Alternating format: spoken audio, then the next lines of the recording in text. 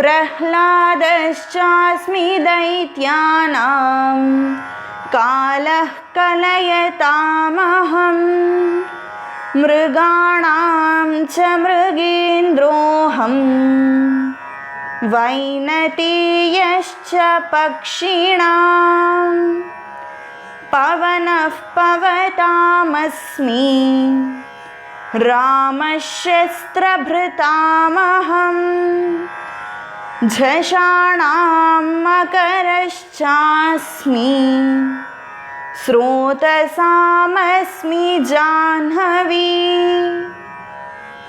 అసురులలో శ్రేష్ఠుడైన ప్రహ్లాదుడిని, గణనము చేయుట యందు కాలమును, మృగములలో మృగరాజు అయిన సింహమును, పక్షులలో గొప్పదైన గరుత్మంతుడిని, పవిత్రము చేసే వాటిలో వాయువును, శస్త్రమును ధరించిన వారిలో మర్యాదా పురుషోత్తమ శ్రీరామచంద్రుడిని, మొసలిని, ప్రవహించే నదులలో పవిత్రమైన గంగా నదిని నేనే అయి ఉన్నాను.